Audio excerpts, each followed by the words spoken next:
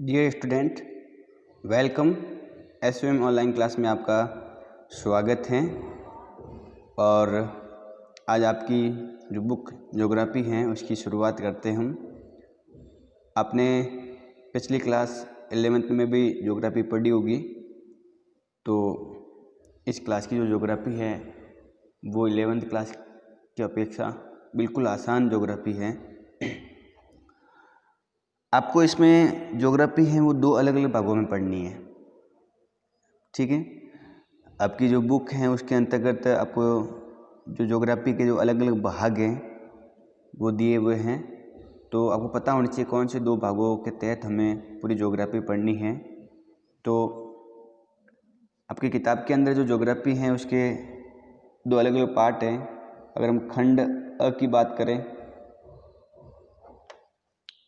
खंड अ की बात करें तो उसके अंतर्गत मानव भूगोल के मूल तत्व आपको पढ़ने हैं। तो खंड अ में लिखा है मानव भूगोल के मूल तत्व। मतलब खंड अ में आपको मानव भूगोल के बारे में पढ़ना है कि जो मानव भूगोल हैं उससे जुड़े हुए किस प्रकार के तत्व हैं। वो जो मानव भूगोल के जो तत्व हैं वो आपको विश्व स्तर पर पढ़ने हैं, पूरे संसार के स्तर पर पढ़ना है। आपको ये बात ध्यान रखनी है, ठीक है। मानव भूगोल के जो तत्व है उसके अंतर्गत आपके कुल 12 लेसन हैं। कितने लेसन है भाई? 12, ठीक है। खंड अ में जो आपका हेडिंग है कि भाई इस अंतर्गत आपको 12 पार्ट पढ़ने हैं। तो मानव भूगोल के जो तत्व हैं अलग अलग, जैसे प्रकृति, जनसंख्या, घनत्व, ठीक है, मानव निवास, व्यवसाय, परिवहन, अंतर्राष्ट्रीय व्यापार, ये सारी चीज़ें मानव भूगोल के तत्व होते हैं, ठीक है।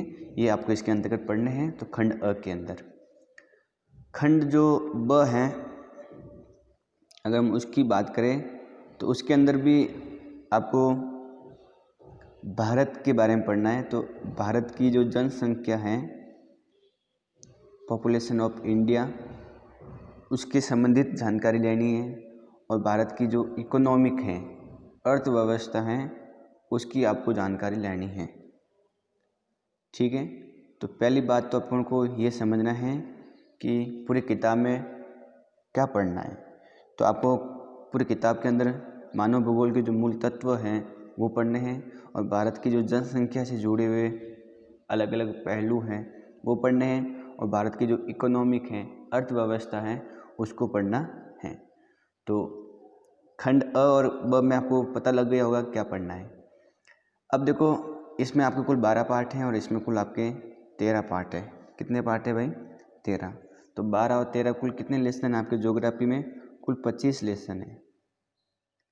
कुल ज्योग्राफी में आपके 25 पार्ट आपको याद करने हैं। और आपका जो एग्ज़ाम में पता होगा आपका जो पेपर कितने नंबर का आता है? 56 नंबर का पेपर आता है थ्योरी का, और आपके 30 नंबर प्रैक्टिकल के हैं, ठीक है। और 14 नंबर स्कूल की तरफ से जो शतरंज भेजे जाते हैं वो है।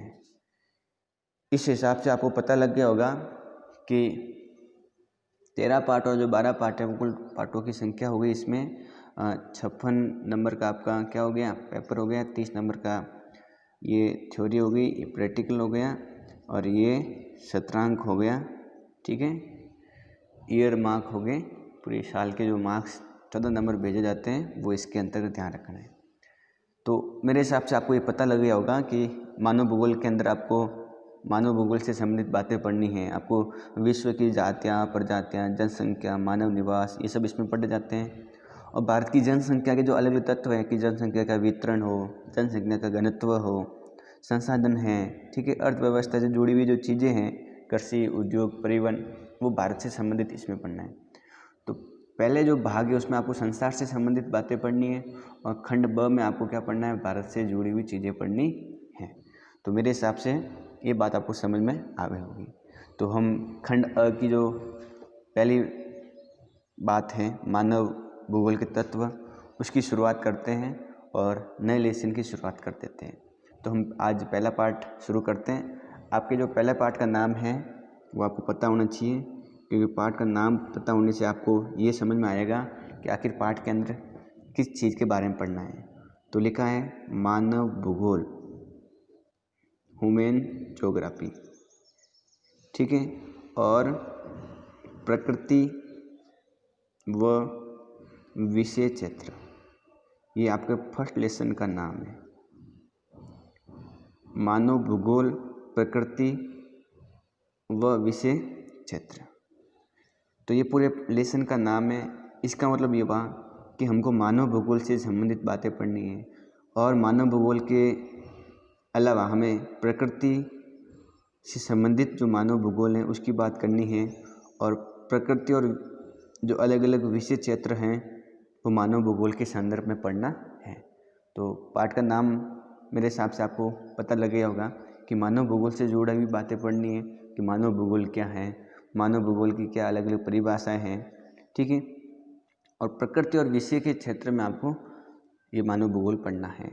तो सबसे पहले हमको मानव भूगोल की परिभाषा आपको पता होना चाहिए कि मानव भूगोल की क्या परिभाषा है, तो वो आप ध्यान देंगे। पहला जो हमारी हेडिंग हो जाएगी मानव भूगोल। अब इसका अर्थ का समझना है कि मानव भूगोल किसे कहते हैं, मानव भूगोल किसे कहते हैं वो आपको समझना है। देखो, एक बात तो आपने ज्योग्राफी पढ़ी होगी, भूगोल पढ़ी है ना, तो पहले तो आपको पता होगा भूगोल क्या है। 11वीं क्लास में अगर आपने ज्योग्राफी पढ़ी है भूगोल, तो भूगोल के बारे में आपको काफ़ी कुछ नॉलेज होगा। तो मानव भूगोल इस भूगोल की एक शाखा है, ठीक है। अगर भूगोल की बात करें तो भूगोल में कुल कितनी दो शाखाएं बताइए मूल रूप से। एक तो मानव भूगोल बताया है, एक भौतिक भूगोल बताया है। भूगोल में अगर हम दो अलग अलग भागों में बांटे भूगोल को, तो एक तो मानव भूगोल ह्यूमन ज्योग्राफी, एक भौतिक भूगोल भौतिक भूगोल, ठीक है। तो भूगोल को दो मुख्य रूप से बांटा है, मानव भूगोल और भौतिक भूगोल। अगर आपको भौतिक भूगोल के बारे में जानकारी है और 11वीं क्लास में आपने भौतिक भूगोल आराम से पढ़ी विस्तृत, इसके अंदर आपने क्या पढ़ा है, इसके अंदर आपने जलवायु पढ़ी होगी ना। इसमें आपने मानसून के बारे में पढ़ा होगा। इसके अंदर आपने महासागरीय धाराएं हैं, इसके अंदर आपने महासागरीय धाराएं, महासागर, महाद्वीप के बारे में पढ़ा होगा। इसके अंदर आपने स्थलाकृति पढ़ी होगी, इसके अंदर आपने मृदा पढ़ी होगी, अपवाह तंत्र पढ़ा होगा। ये सब क्या है, भौतिक भूगोल है। पृथ्वी की जो संरचना है वो किस प्रकार की बनी हुई है, वो इसके अंतर्गत हम पढ़ते हैं कि पृथ्वी और जो प्रकृति है उसकी संरचना किस प्रकार की है, वो भौतिक भूगोल में आपने 11वीं क्लास में आराम से पढ़ा होगा। लेकिन मानव भूगोल क्या है, मानव भूगोल के नाम से ही पता लग रहा है कि इसमें हम अगर बात करते हैं तो मानव की बात करते हैं, कि मानव इस धरती पर रह रहे हैं, प्रकृति के तहत उससे संबंधित निवास स्थानों पर वो रह रहा है। तो मानव का जो क्रियाकलाप है मानव के जीवन में, वो और जो प्रकृति है उस प्रकृति के बीच में किस प्रकार के क्रियाकलाप हैं, अगर उनको हम पढ़ेंगे तो मानव भूगोल में पढ़ेंगे। जैसे मानव से जुड़ा हुआ समाज है, ठीक है। अगर हम जनसंख्या की बात करें कि जनसंख्या, तो जनसंख्या भौतिक भूगोल में नहीं पढ़ी जाती है। जनसंख्या किस में पढ़ी जाती है, जनसंख्या हम मानव भूगोल में पढ़ते हैं, क्योंकि ये जनसंख्या मानव द्वारा निर्मित हो जाती है, ठीक है। हम किसी स्थान पर हमको खनिज मिले हैं, लेकिन उसका मानव किस प्रकार प्रयोग कर रहे हैं, तो उद्योग जो धंधे हैं वो भी मानव के द्वारा हैं, उनका भी प्रयोग हम मानव भूगोल के तहत करते हैं, मानव भूगोल द्वारा पढ़ते हैं। तो ये तो सामान्य बात हो गई। लेकिन संसार में अनेक भूगोलवेत्ता हुए हैं, उन्होंने अलग अलग परिभाषाएं दी है कि भाई हमारे अनुसार मानव भूगोल की परिभाषा ये होनी चाहिए। अलग अलग लोगों ने मानव भूगोल की क्या क्या परिभाषाएं दी हैं वो आपको याद रखना है, क्योंकि एग्ज़ाम में आपका 1 नंबर का क्वेश्चन आ ही जाता है कि इस भूगोलवेत्ता के द्वारा कौन सी परिभाषा दी है, वो आपको याद रखनी है। तो हम एक एक चीज़ को पढ़ेंगे, विस्तार से पढ़ेंगे, लेकिन आपको ध्यान से देखना है, सुनना है, और एक बार समझ में नहीं आया तो 2-3 बार देखना है, तब समझ में आएगा। और जब आप इस वीडियो को 2-3 बार देख लेंगे तो मुझे पक्का विश्वास है कि आपको साथ साथ में याद हो जाएगा, और याद रखना बड़ी बात है, ठीक है। तो हम बात करते हैं इसके अर्थ की। पहली बात है कि मानव भूगोल इस भूगोल की क्या है, मूल शाखा है, आधारभूत शाखा है। ऐसा नहीं है कि इसके बिना मानव भूगोल पूरा हो जाएगा। मानव भूगोल अगर हम विस्तार से पढ़ना चाहेंगे तो भूगोल का एक प्रमुख शाखा के रूप में पढ़ेंगे। और ये आपको ध्यान रखना है कि भूगोल की आधारभूत क्या है, शाखा है। अगर हम भूगोल की पहले अगर थोड़ी बहुत बात करेंगे तो जो भूगोल है वो एक प्रकार की क्या है, साइंस है। क्या है, साइंस है। साइंस कैसे है, देखो अगर साइंस में हमें क्या होता है, प्रत्येक चीज़ को सिद्ध करना पड़ता है ना। साइंस के अंतर्गत हम क्या करते हैं कि पीछे तर्क देते हैं, उन तर्कों के माध्यम से प्रत्येक चीज़ के कारण को हम सिद्ध कर लेते हैं। ठीक है, जैसे हमने अगर साइंस की बात की है तो आपको पता होगा कि भाई किसी को बुखार आता है तो बुखार क्यों आता है, उसके कारण को हमने जाना है। ठीक है, उसके उपाय को भी जाना है। वैसे भूगोल के अंदर भी कोई भी घटना होती ना तो उसके पीछे कारण होता है, उसके पीछे एक साइंटिफिक कारण होता है, वो भी भूगोल में होता है। भूगोल एक प्रकार के साइंस के समान है। हमको भूगोल साइंस की तरफ पढ़ना चाहिए, क्योंकि जैसे मान लो मैं बात करता हूँ मानसून की, तो मानसून भारत के अंदर आता है। दक्षिण भारत से, दक्षिण महासागर जो हिंद महासागर वहाँ से भारत में मानसून आता है। ठीक है, जैसे भाई ये भारत का दक्षिणी भाग है, मानसून इधर आता है। ठीक है, इस प्रकार भारत में प्रवेश करता है। तो ये प्रवेश करता है, ये तो बात सही है, लेकिन यहाँ से क्यों आता है ये अगर हमको पता लग जाए तो इसका मतलब ये तो साइंटिफिक कारण हो गया, कोई रीजन की वजह से इस प्रकार भारत में इस प्रकार यहाँ से आ रहा है। ठीक है, तो ये भूगोल के तहत हम अगर इस बात को समझ लेते हैं कि भी इसके पीछे कोई कारण है तो साइंस की तरह ये बात सामने आती है। जिस प्रकार साइंस के अंदर किसी भी थ्योरी के पीछे जो कारण होता है, उस कारण को जब हम समझते हैं तो कहते हैं भाई ये साइंस है इसके पीछे। उसी प्रकार भूगोल के अंदर भी प्रत्येक घटना, प्रत्येक जो घटना है या कोई भी प्रतिक्रिया है उसके पीछे भी क्या है, कारण है। तो भूगोल है वो एक तरह से साइंस है, ये हमको समझना है, मानना भी पड़ेगा। ठीक है, तो ये बात आपको ध्यान रखना है कि भूगोल एक प्रकार की साइंस है, विज्ञान है, और इसके अंतर्गत हम लगभग सभी जो प्रदेश हैं, क्षेत्रीय प्रदेश, उनका अध्ययन करते हैं। भूगोल में हम क्या पढ़ते हैं कि जो अलग अलग क्षेत्र हैं, प्रदेश हैं, उनके तथ्यों को जानते हैं कि किस प्रकार के वहाँ के तथ्य हैं। इसके अलावा उन प्रदेश को हर परिप्रेक्ष्य से देखा जाता है।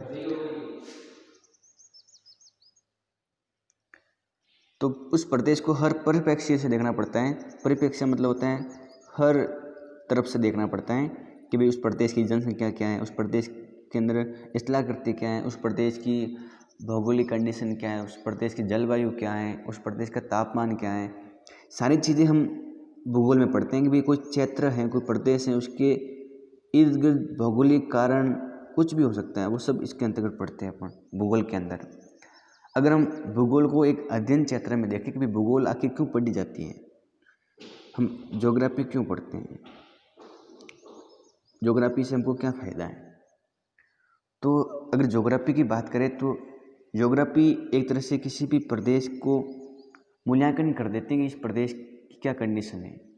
पुराने समय में क्या होता है कि कृषि करने से पहले वो भौगोलिक कंडीशन देखते भी, जिस जगह पर हम कृषि कर रहे हैं, खेती कर रहे हैं, क्या वहाँ पर भौगोलिक कंडीशन सही है, सही तापमान है क्या, वहाँ जलवायु भी सही है, तो वो देखा जाता था। तो भूगोल के तहत ये देखा जाएगा। अब वर्तमान में जैसे मानसून चल रहा है, तो अगर भूगोल नहीं होता तो मानसून की इन परिघटनाओं को कैसे हम देख पाते, समझ पाते या अनुमान कैसे लगा पाते कि इस प्रकार का मानसून यहाँ पर व्यवस्थित रूप से वर्षा करेगा या यहाँ पर भयंकर रूप से चक्रवात लाएगा। ये सब भौगोलिक वजह से तो पता लगता है। इसलिए ज्योग्राफी हमको हमारे जो इर्द गिर्द जो प्रदेश है उनके अंदर जलवायु, हर प्रकार के जो तत्व हैं उनको समझने के लिए बड़ी महत्वपूर्ण ज्योग्राफी सब्जेक्ट है, ये आपको पता होना चाहिए। अगर ज्योग्राफी है तो ज्योग्राफी में हम किसी भी घटना का है वो भी देखते हैं कि भाई अपने पर्यावरण में कौन सी घटना घटित हो रही है, उसका क्या कारण है, समय के साथ में जो परिवर्तन हो रहे हैं पर्यावरण में, उसको भी हम ज्योग्राफी में पढ़ते हैं। तो एक तरह से हम माने कि आसपास में जो भौगोलिक कंडीशन है उसमें जो बदलाव आ रहे हैं, वो सब बदलाव अगर हमको पढ़ने हैं तो हम किसका सहारा लेंगे, ज्योग्राफी का सहारा लेंगे। किसका सहारा लेंगे, ज्योग्राफी का लेंगे। ये बात आपको समझना है और ध्यान रखना है। तो मेरे हिसाब से आपको ज्योग्राफी के बारे में थोड़ा बहुत पता है क्योंकि आपने 11th क्लास में पढ़ी है। अगर ज्योग्राफी पढ़ रहे हैं तो हमें पृथ्वी के बारे में पढ़ना ज़रूरी है। बिना पृथ्वी के ज्योग्राफी अधूरी है। जैसे ये पृथ्वी है तो इस पृथ्वी को हम पूर्ण रूप से पढ़ेंगे पृथ्वी का निर्माण किस प्रकार के हुआ है, पृथ्वी के इर्द गिर्द जो छोटे बड़े ग्रह या उपग्रह हैं, ब्रह्मांड है, उसकी उत्पत्ति के कारण हम पढ़ेंगे। इसके अलावा पृथ्वी एक प्रकार से क्या है, मानव का घर है, वुमेन होम है, एक तरह से पृथ्वी मानव का घर है। तो जो मानव का घर है, जो इस पृथ्वी पर रह रहा है, तो मानव की कौन सी प्रतिक्रिया है, मानव के जो क्रियाकलाप है, उनका प्रभाव इस पृथ्वी पर, पृथ्वी के जो प्राकृतिक संसाधन हैं या प्राकृतिक या पर्यावरण है, उस पर क्या प्रभाव पड़ता है, वो सब मानव भूगोल में, विशेषकर भूगोल में पढ़ा जाता है। फिर उसके अंतर्गत 2 अलग अलग भाग हैं, उनकी हम बात करेंगे। तो मेरे हिसाब से ये बात आपको पता लगी होगी कि भूगोल में हम क्या पढ़े हैं, और हमने भूगोल में 2 शाखाओं की बात की है, मानव भूगोल और भौतिक भूगोल। भौतिक भूगोल की बात करेंगे तो पर्यावरण से जुड़ी हुई बातें पढ़ते हैं, सीधी सी बात है। और जो मानव भूगोल है, उस मानव भूगोल के अंतर्गत हम क्या पढ़ते हैं कि जो मानव और प्रकृति है, उनके बीच में जो घटनाएं घटित होती हैं, क्या प्रभाव पड़ता है, वो सब इसकी मानव भूगोल में पढ़ते हैं। तो मेरे हिसाब से मानव भूगोल की अगर मैं जो बातें बताई हैं, वो आपके दिमाग में बिल्कुल रूप से स्पष्ट रूप से समझ में आ गई होगी कि आखिर मानव भूगोल है क्या और क्यों हम मानव भूगोल या भूगोल पढ़ते हैं। ठीक है, तो हम आगे बात करते हैं मानव भूगोल की, कि किस प्रकार मानव भूगोल को और विस्तार रूप से समझा जा सकता है। एक बात आपको ध्यान रखनी है कि जो मानव भूगोल है, वो हमें जो भौतिक भूगोल है उनसे संबंधित जो बातें हैं उनको समझने के लिए भी ज़रूरी है, क्योंकि मानव भूगोल का प्रभाव भौतिक भूगोल पर पड़ेगा और भौतिक भूगोल का जो प्रभाव है वो मानव भूगोल पर पड़ेगा। इस बात को ऐसे समझो, भौतिक भूगोल हम जलवायु पढ़ते हैं, तो जो जलवायु है वो अगर बदलती रहती है तो मानव पर प्रभाव पड़ेगा कि नहीं पड़ेगा, पड़ेगा ना। इसका मतलब ये हुआ कि जो भौतिक भूगोल का जो प्रभाव है वो मानव भूगोल पर दिखाई देता है, मानव पर दिखाई देता है। इसका मतलब ये हुआ कि अगर मानव भूगोल बदलता है तो पीछे कारण क्या हो सकता है, भौतिक भूगोल हो सकता है ना, कि भी इसके अंदर परिवर्तन हो रहा है स्थलाकृति में, महाद्वीप के अंदर। ठीक है, इसके अलावा जो महाद्वीप हैं इसमें परिवर्तन हो रहा है स्थलाकृति में, मानसून में, तो मानव पर सीधा प्रभाव पड़ेगा। और मानव पर जो प्रभाव पड़ेगा तो मानव भूगोल की जो अर्थ है, उसकी क्रियाएं प्रतिक्रियाएं वो भी अलग अलग हो जाएगी। तो ये बात आपको ध्यान में रखनी है। हम अगर बात करें कि मानव भूगोल की शुरुआत कब हुई, आखिर कब से मानव भूगोल हमारे सामने आता है और उसको हम समझना शुरू करते हैं, तो जो ह्यूमन ज्योग्राफी है वो कब से आती हैं, तो आपको ध्यान रखना है कि इसका जो विकास है वो 18वीं शताब्दी में माना जाता है। कब माना जाता है, मानव भूगोल का जो विकास है वो कौन सी शताब्दी में माना जाता है भाई, 18वीं शताब्दी में। तो मेरे हिसाब से 18वीं शताब्दी में मानव भूगोल की शुरुआत हुई थी, उसका विकास होना शुरू हो गया था, और समय के साथ साथ में मानव वातावरण संबंधों में अनेक बदलाव आए, और उनको देखते हुए अलग अलग विद्वानों ने अलग अलग परिभाषाएं दी। तो समय के साथ में जो परिवर्तन आए, वो वातावरण में परिवर्तन हो सकता है, वो मानव और उनके बीच में जो संबंध है उनमें जो बदलाव हो सकता है, उनको देखते हुए अलग अलग जो विद्वान हैं, भूगोल वेत्ता हैं, उन्होंने मानव की अलग अलग या मानव भूगोल की अलग अलग परिभाषाएं दी हैं। मानव भूगोल की शुरुआत 18वीं शताब्दी में हुई।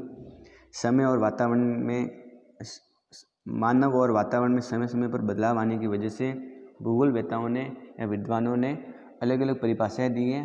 वो कौन कौन सी दी हैं वो आपको परिभाषाएं याद करनी पड़ेगी, तब आपको पता लगेगा कि किस विद्वानों ने या किस भूगोल वेत्ताओं ने मानव भूगोल को किस दृष्टि से देखा है, वो आपको समझ में आ जाएगा।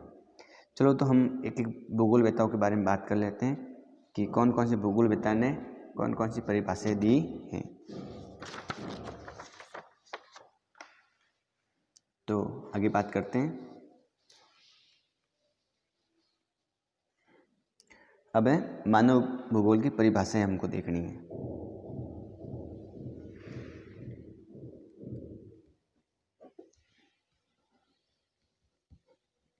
मानव भूगोल की परिभाषाएं।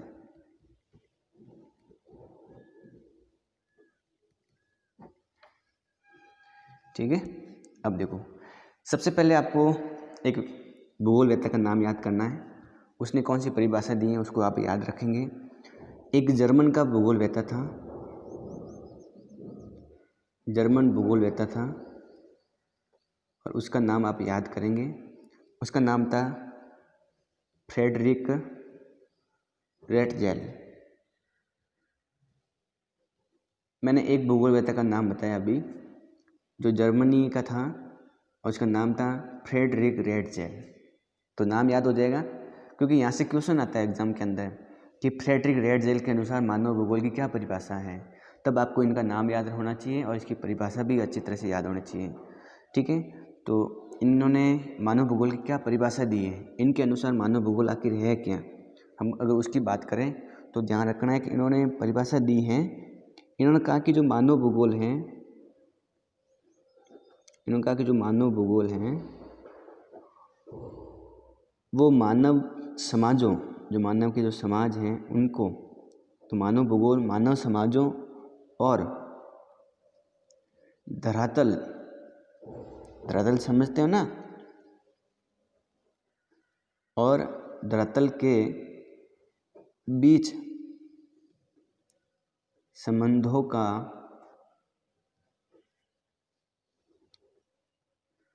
संश्लेषित अध्ययन है। ये जो परिभाषा है आपको दिखाई दे रही है, इसको आपको याद करना है। जो जर्मन भूगोलवेत्ता फ्रेडरिक रेटजेल है, उसने मानव भूगोल की क्या परिभाषा दी है, तो ये परिभाषा आपको अच्छी तरह से याद कर लेनी है क्योंकि यहाँ से क्वेश्चन आता है।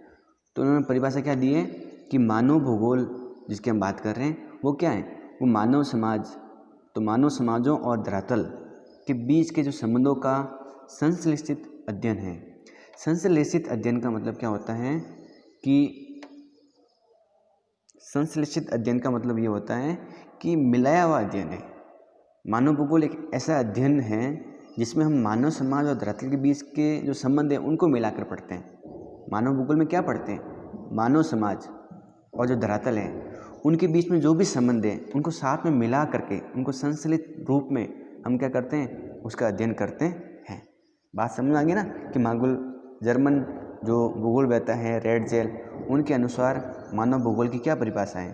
तो आप लिखेंगे, याद करेंगे कि मानव भूगोल मानव समाजों और धरातल के बीच के जो संबंधों का संश्लेषित अध्ययन है। मानव भूगोल क्या है, इन दोनों के बीच में जो संबंध है, जो मिलाया हुआ संबंध है, उसका अध्ययन हम करते हैं। ठीक है, ये जो परिभाषा हमको मिली है जो रेटजेल ने दी थी, इसका जिक्र हमको कहाँ मिलता है। रेटजेल ने अपनी किताब के अंदर इस परिभाषा को दी थी। उस किताब का आपको नाम याद करना है। उनकी जो बुक है उस बुक का नाम आप ज़रूर याद करेंगे, यहाँ से क्वेश्चन भी आ जाता है। उनके बुक का नाम है एंथ्रोपोजोग्राफी।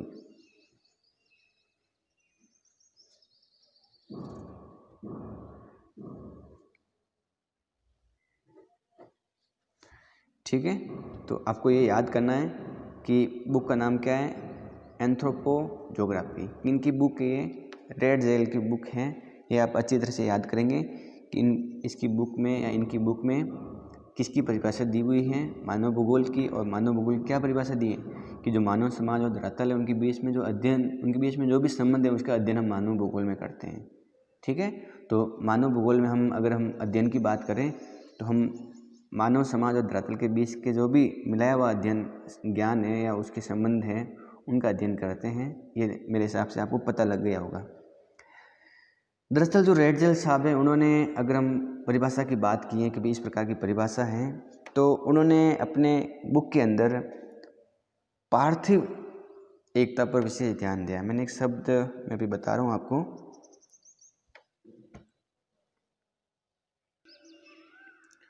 एक शब्द है पार्थिव। रेटजेल ने पार्थिव एकता पर विशेष जोर दिया। पार्थिव का मतलब होता है पृथ्वी से संबंधित, पृथ्वी से संबंधित।